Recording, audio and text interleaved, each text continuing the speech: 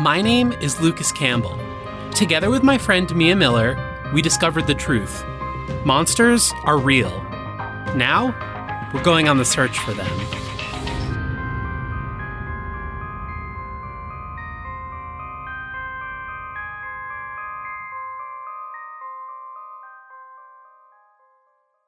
After finding the most unique creature we'd ever seen, only to find it firebombed to oblivion, we decided that we needed to take a break. After returning to the States, we spent a few days in Texas to decompress and brainstorm our options. Oh, you know what we could do? What? Appalachian Trail. Do some hiking, clear our heads. You'd like that, right? Ooh, that does sound nice. But, I don't know. Should we really just take a break? Come on, we need some normalcy after Mexico. Besides, we could still do some research there, but keep things nice and simple. Okay, sounds like a deal. I wanted Mia to take her mind off of cryptids for a while, so I decided to not tell her my plans until after we hit the road. Come on, all you said is Appalachian Trail. That is so incredibly vague. Where are we going? Okay, fine. We're going to Tennessee. Tennessee. Okay, yeah, I can do that. But you said we'd still be researching? Sure thing, if you're up for it. Yeah, I think so. Do you have a cryptid in mind already? I sure do. Were you planning on telling me about it? I guess I can do that. It would be the Appalachian Black Panther. Let me guess. It's a panther? Oh, you're good at this game. 10 points. All right. What else can you tell me? Well, first of all, did you know panthers aren't a real thing? Panthers are most definitely a real thing. Yeah, okay, but I thought panthers were a species. They're not. What do you mean? Well, a panther refers to any large cat with melanism. Usually jaguars in the Americas or leopards in Africa and Asia. I'm sure you know, but melanism is the opposite of albinism, so they end up looking all black. Okay, enough about normal cats. Tell me about the cryptid. So, there's some kind of panther running around in the Appalachian Mountains? Yeah, that's what it sounds like. There aren't many concrete sightings, but there have been reports through the years of black panthers all throughout the Appalachian region. The earliest I can find is from the 1800s. A settler in Arkansas named Emily Stacy reportedly shot and killed one with a musket when it tried getting into her house. In 1843, a guy by the name of Sir William Jardine published a scientific compendium of big cats. He actually mentions 2 species of black cougars that were supposedly killed in America in the 1700s and put on display in London. But if those bodies ever existed, there's no trace of them today. Okay, so it's a mountain lion with melanism. How's that a cryptid? Apparently, there are some cats that are not affected by melanism, including mountain lions. Or at least, there's never been proof of one. Oh, speaking of which, did you know mountain lions are also the same thing as pumas and cougars? Another cat fact. Interesting. The melanism, not your cat facts. Also, even though cougars did at one point live all over the country, everything on the eastern half was pretty much hunted to extinction. F***ing hunters. Of course. Yeah. Okay, so if it's not a cougar, what about jaguars? That is possible. For one thing, black jaguars do definitely exist. Jaguars were at one point found in the southwestern states, so I guess a jaguar could have made its way eastward. Yeah, possible, but not likely. There are a few other options. First, there is the jaguarundi. What's a jaguarundi? It's a close relative of the cougar. It's a little smaller and lives primarily in the southwest, but some of them do have brown or gray coats, which might appear black sometimes.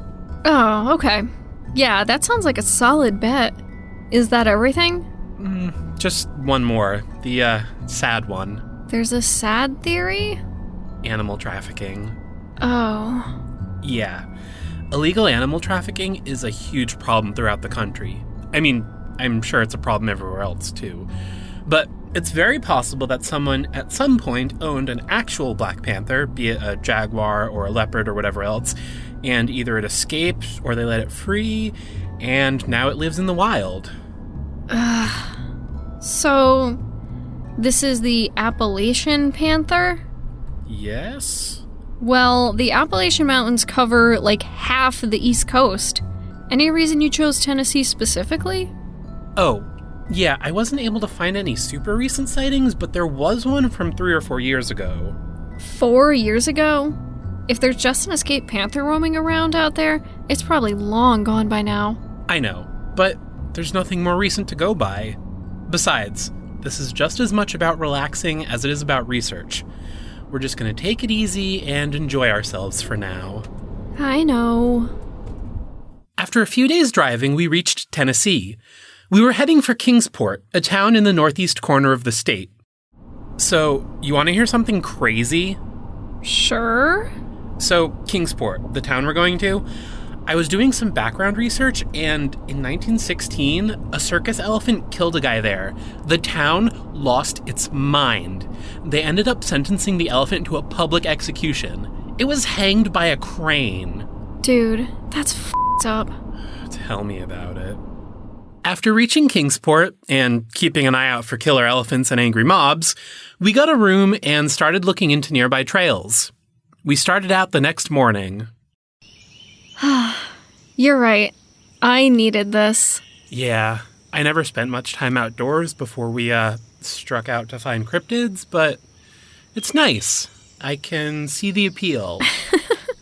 What's so funny? No shit, you never spent much time outdoors? You got seasick on a lake? You ran from a bear? Hey, I'm still learning. I know. We'll make an outdoorsman out of you yet. Let's not get too carried away there. Well, in that case, how about we actually do some cryptid work? I guess we could do that. Where would you like to start? You said the last sighting was a few years back. Have you gotten in touch with the witness? Not yet. I was waiting to see how we felt. Well, since we have absolutely nothing else to go on, let's give that a shot first. You got it, boss. I tried getting in touch with Mike Burton, the last person to report a Black Panther sighting. In the meantime, we spent the next few days just hiking and relaxing, waiting to see if we heard back from him. I got some good news. Yeah? Mike Burton has agreed to talk with us. Oh, great! Yeah. Fair warning, though, he doesn't sound too thrilled about it, so I'm guessing it'll be a short interview. It's better than nothing.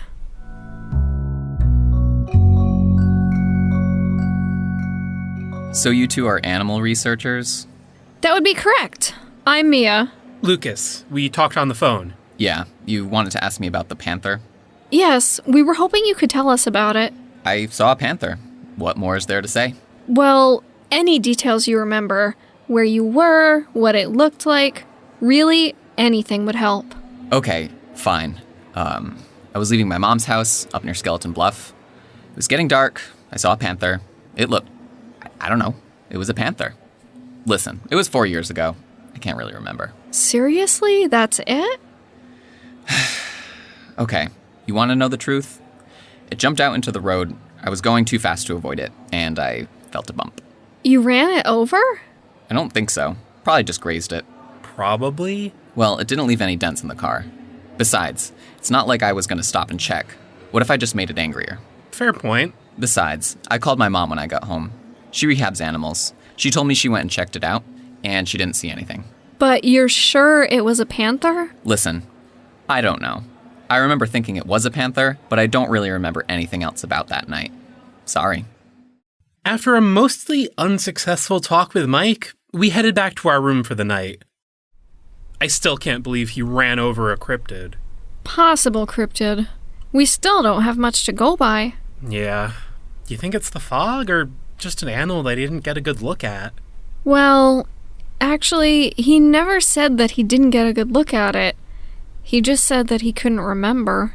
That does sound foggy. Yeah. I guess a cryptid is a little more likely. What are the odds it's still in the area? Low.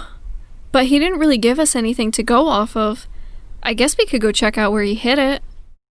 It turns out that the area in which Mike saw the possible panther was mostly residential and surrounded by woods.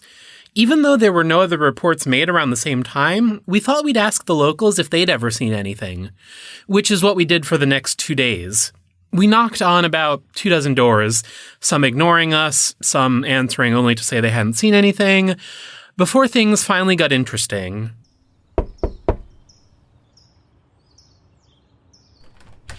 Hello? Hi there, my name's Mia. This is Lucas. Hello? We're wildlife researchers, and we were wondering if you had just a few minutes to talk. Animal researchers? Yes, we've been doing some research in the area, and... Mia? I'm sorry, but could you step outside for a moment? It's really important. What's this all about? I don't want to worry you, ma'am. Please don't panic, but there is a wild animal in your house. Wait, what? Do you have a doggy door? Or maybe you left a screen door open? Don't worry, we can help. No, I mean, you can see him? After that, the woman who introduced herself as Donna invited us inside, where we came face to face with the Appalachian Panther. So, this is Sylvester. You named it? Well, he's been living with me for 4 years now, so yes, I named him. Wait, what? 4 years? Yes, about 4 years ago, I got a call from my son saying that he thought he might have hit an animal with his car. Wait a minute. You're Mike Burton's mom? You know my son? We, interviewed him as part of our research, actually. I see. Well, I went to check, and I found Sylvester's mother dead on the side of the road. He was just a kitten at that point. Mike said you didn't find anything. I told him I didn't find anything. What was I going to say? You killed a mountain lion and orphaned 2 cubs? 2? Well, the other one passed away a few weeks after her mother, but I took them both in. I've worked with animal rehabs all my life. I even used to bring them home occasionally. I tried bringing Sylvester to a center, but no one could see him.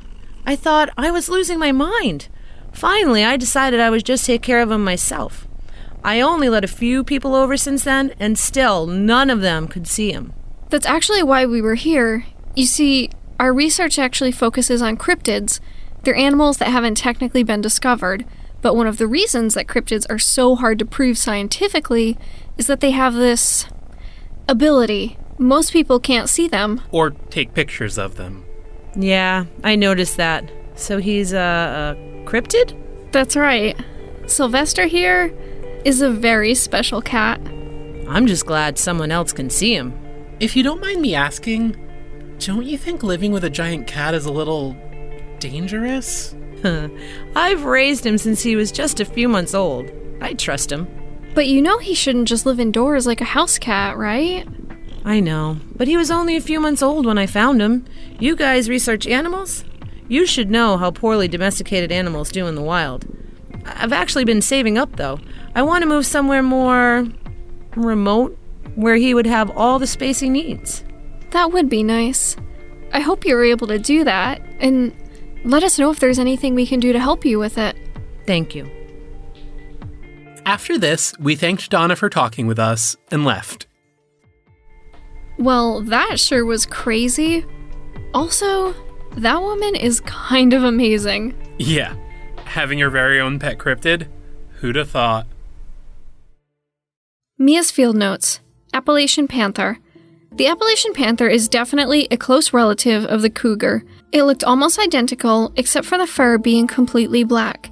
It's possible that Sylvester is simply a melanistic cougar, but Donna told us that his mother and sister were both all black as well, which suggests that they are a separate, all-black species. He measured 2 feet tall at the shoulders and was just under 6 feet long. At approximately 4 years old, he's most likely fully grown. We actually ended up giving Donna some money to put towards her new house, and Lucas said he would ask for donations on his Monsters Den message board. I really hope their situation works out for the best. End field notes.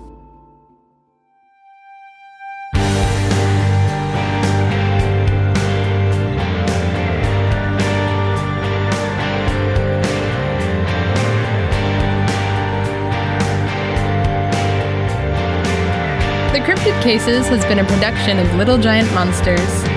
If you enjoyed the show, please consider leaving a review on iTunes. If you'd like to follow us on social media, search for Little Giant Monsters on Facebook, Twitter, and Instagram. Or visit littlegiantmonsters.com. Visit our website or Facebook to see Mia's sketches the Monday after each new episode. If you have questions or comments, email littlegiantmonsters@gmail.com. Thanks for listening, and see you again soon.